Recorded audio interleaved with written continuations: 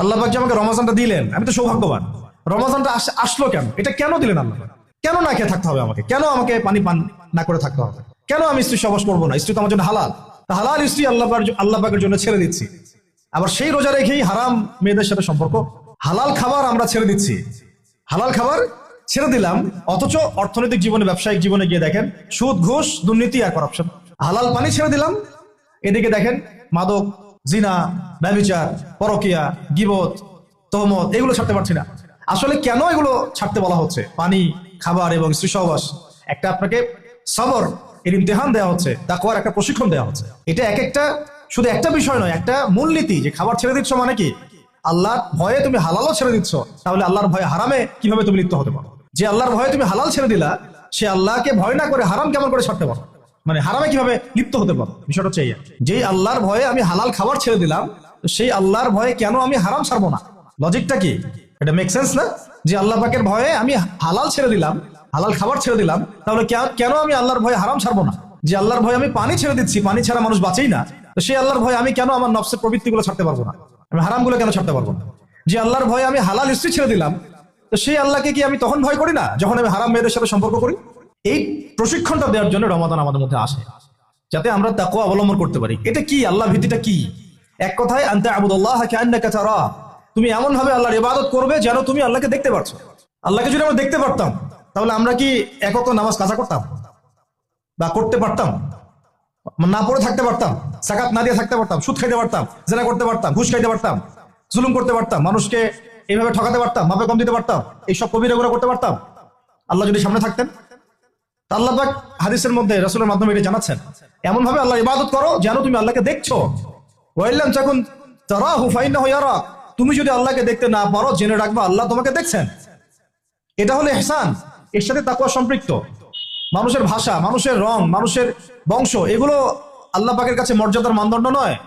ইল্লা তাকওয়া, শুধু তাকওয়াই। ইন্না আকরামাকুম ইনদাল্লাহি আতকাকুম, তোমাদের মধ্যে সবচেয়ে আকরাম ব্যক্তি আল্লাহর কাছে সেই যে ব্যক্তি আল্লাহ পাকের কাছে অনেক বেশি মুত্তাকি, পরহেজগার। এবং এটা বাহ্যিকভাবে লেবাস, পোশাক, দাড়ি টুপি দিয়ে বোঝা যায় না। এটা থাকে আত-তাকওয়া হা হুনা, কলিজার মধ্যে থাকে। আমার দাড়ি টুপি, জুব্বা, পাগড়ি দেখে আপনি বলতে পারবেন না যে আমি খুব মুত্তাকি মানুষ। এটা বলার কোনো সুযোগই নাই। আপনি ধারণা করতে পারেন সর্বোচ্চ হতে পারে মানুষটা ভালো, কিন্তু সে কতটুকু ভালো, কতটুকু মুত্তাকি, এটা আল্লাহ ছাড়া কেউ জানেন না। আর এই রমজানে কি হয়েছে? কেন রমজানে এত এত করে আমরা আয়োজন করছি, সাওম রাখছি, যাকাত দিচ্ছি, তারাবি পড়ছি? আসলে খাসিয়াত কি? রমজানের খাসিয়াতটা কি? খাসিয়াত হচ্ছে এই মাসে কোরআন নাজিল হয়েছে। সুবহানাল্লাহ। যদি কোরআন শাবানে নাজিল হতো, হয়তো শাবানের এক মাস আমরা রোজা রাখতাম, কিন্তু কোরআন নাজিল হয়েছে রমাদানে, লাইলাতুল কদরে। ইন্না আনজালনাহু ফি লাইলাতুল কদর। এটা 1000 মাসের চাইতেও উত্তম। ফেরেশতাগণ নেমে আসেন, জিবরাইল আলাইহিস সালাম নেমে আসেন, সালাম শান্তি বর্ষিত হতে থাকে। এটা রমাদানের শেষ দশকে আছে। এই রমাদানে কোরআন নাজিল হয়েছে। কি উদ্দেশ্যে কোরআন নাজিল হয়েছে? 40 দিন পড়ার জন্য নিশ্চয়ই, 3 দিনের দিন পড়ার জন্য, বছরে একবার খোলার জন্য, সারা বছর ধুলায় পড়ে থাকবে আমার মেসের উপরে, এই জন্য। আর আপনারা বুকে হাত দিয়ে বলেন তো কতজন মানুষ আছেন এখানে, বা এই ওয়াজ যারা শুনবেন, নসিহত যারা শুনবেন, কতজন মানুষ আছে যারা ডেইলি কোরআন খুলে বাংলাদেশের মাটিতে? এই বাংলাদেশের 90% মুসলিমের দেশে কতজন মুসলিম আছেন যারা ডেইলি কোরআন খুলে দেখেন? অন্তত খুলে দেখেন একবার, অন্তত খুলে দেখেন একবার। কতজন কোরআন, মানে কতটা বাড়ি আছে বাংলাদেশে যে বাড়িগুলোতে কোরআন পরিষ্কার পরিচ্ছন্ন আছে, ধুলো পড়ে যায় নাই? কয়টা বাড়ি পাবেন? বহু বাড়ি দেখবেন কোরআন পড়ে আছে উপরে ধুলায় ভর্তি। কোরআনের উপর ধুলা পড়েছে মানে কি জানেন? তার দিনের উপরে ধুলা পড়ে গেছে, তার কলমের উপরে ধুলা পড়ে গেছে, তার দুনিয়া হালাক, আখিরাত হালাক। ইল্লা মাশাআল্লাহ, ইল্লা মাশাআল্লাহ। আর আরো তো স্ট্রং ওয়ার্ডে গেলামই না, যে কোরআন কত % মানুষ পড়তে পারে সেটা জরিপ করে দেখেন। 90% মুসলিমের দেশ, শিক্ষা বিভাগে কোরআন নাই। আপনারা 20 বছর পড়াশোনা করছেন, কোরআন আপনারা পড়েন নাই, আপনাদেরকে পড়ানো হয় নাই, ইভেন কোরআনের তাজবিদও শেখানো হয় নাই। কিসের শিক্ষা এটা? তাহলে শিক্ষা মানেটা কি আসলে? আমাকে বলো তো, শিক্ষা মানে কি? What is the definition of education? এডুকেশনের সংজ্ঞাটা কি আসলে? শিক্ষার সংজ্ঞাটা কি? শিক্ষার সংজ্ঞা যদি হয় একটা কৌশল শেখা, যেটা দিয়ে আমি রিজিক অর্জন করে খাবো, রুজি অর্জন করে খাবো, তাহলে এটাকে তো শিক্ষা বলা যাচ্ছে না। এটা হচ্ছে আপনার দক্ষতা। এটা কি আপনার দক্ষতা? তাহলে এটার নাম শিক্ষা দিচ্ছেন কেন? পুরো শিক্ষা সিস্টেম আমাদেরকে দিন বিবর্জিত করে ফেললো। না এখানে কোরআন আছে, না তাফসীর আছে, না আরবি ভাষা আছে, না আরবি ব্যাকরণ আছে, আর না সিরাত আছে, আর না হাদিস আছে, আর না আকীদা আছে, আর না উসুল আছে। কিছুই নাই, কিছুই নাই। আমাদের 90% মুসলিমের এই দেশে আমাদের যে 80% 70% ছেলে মেয়েরা জেনারেল লাইনে পড়াশোনা করছে, কিছুই শিখে নাই। এরপরেও তাদের মধ্যে ফিকির হয় না যে আমার এর বাইরেও মাদ্রাসায় যাওয়া দরকার, আলেমের কাছে বসা দরকার, বা বিভিন্ন কোর্স করা দরকার। সারা জীবন শিখতে পারলাম না, ওস্তাদদের কাছে গিয়ে শেখা দরকার। অনলাইনে হোক, অফলাইনে হোক, দার্সে হোক, তালিমে হোক, বা কোর্স ভিত্তিক ভাবে হোক, শেখা দরকার। এই ফিকিরটুকু আমাদের মধ্যে আসতেছে না। আর ইলম ছাড়া আপনি কি করতে পারবেন? একটা বিষয় সম্পর্কে যদি আপনি নাই বা জানেন, সেটা প্রতিষ্ঠাই বা করবেন কিভাবে? যে বিষয়টা সম্পর্কে আপনার কোনো জ্ঞান নাই, সেটা কিভাবে আপনি প্রতিষ্ঠা করবেন? কিভাবে তার উপর আমল করবেন? কিভাবে সেই দাওয়াত মানুষকে দিবেন? আমি ধরেন একজন ডক্টর নই, কখনো মেডিকেল সায়েন্স পড়ি নাই, আমি কি চিকিৎসা করতে পারবো? আমি যদি একটা চেম্বার খুলে বসি, আপনি কি আমার কাছে আসবেন রুগী দেখাতে? Common sense. তা আমরা সবাই চাই আল্লাহর জমিন, আল্লাহর দিন কায়েম হোক, মানুষ ইসলামের ছায়াতলে আসুক। দাওয়াতের কাজ আমরা করি, আমরা সৎ কাজে আদেশ করি, অসৎ কাজে নিষেধ করি। সমস্ত জাহালাত গুলো সমাজ থেকে দূর হয়ে যাক।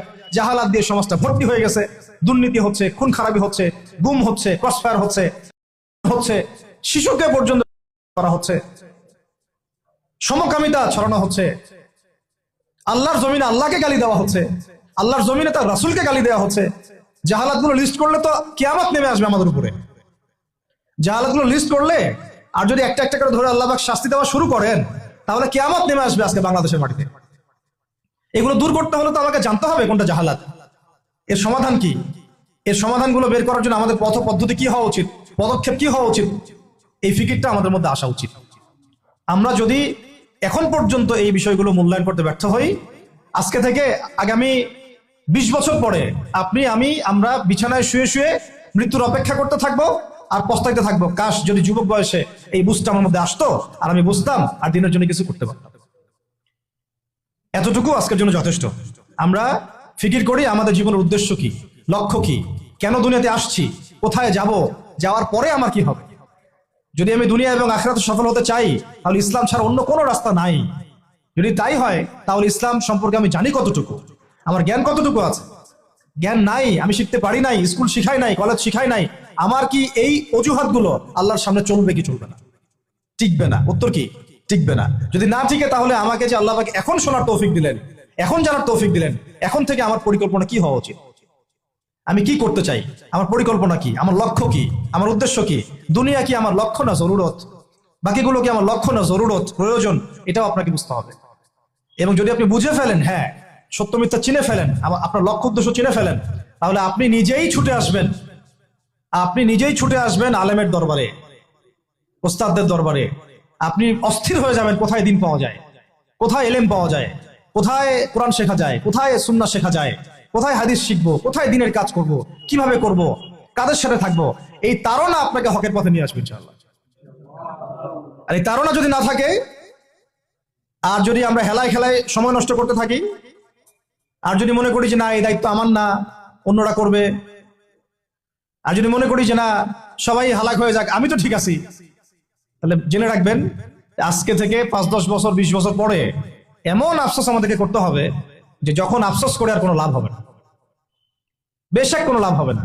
আর যদি ওই আফসোসেরও সুযোগ আল্লাহ না দিয়ে তার আগেই মৃত্যু দিয়ে দেন, তাহলে তো আর দুনিয়াতে দ্বিতীয়বার ফিরে আসারও কোনো সুযোগ নেই। অতএব যুবক ভাই, আপনাদেরকে মানে স্ট্রংলি বিষয়গুলো আমি নসিহত করছি, চেষ্টা করছি যে অনতি বিলম্বে রমাজানের এই হক আদায়ের চেষ্টা করেন, কোরআনের কাছে আসার চেষ্টা করেন। রমাজান সেই মাস যেই মাসে কোরআন নাযিল হয়েছে।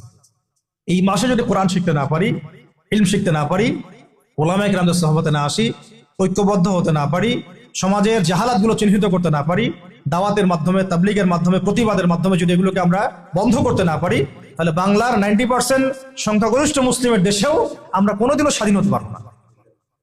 বরং আমাদের উপরে ছড়ি ঘোরাবে পশ্চিমারা, হিন্দুত্ববাদীরা, উগ্রবাদীরা, সমাজের মুনাফিকরা, ফাসেকরা, জালেমরা, ফ্যাসিস্টরা। এরা আমাদেরকে দাসের মতো দাসত্বের শৃঙ্খলা আবদ্ধ করে রেখে দিবে। এখান থেকে কি আপনারা বের হতে চান না? যদি এখান থেকে আমরা বের হতে চাই, তাহলে আমরা সবাইকে যার যার জায়গা থেকে চিন্তা করতে হবে, কাজ করতে হবে, এবং যারা কাজ করছেন তাদের সাথে জুড়ে থাকতে হবে। আল্লাহ পাক আমরা সবাইকে কথাগুলো বোঝার, আমল করার তৌফিক দান করেন, আমিন।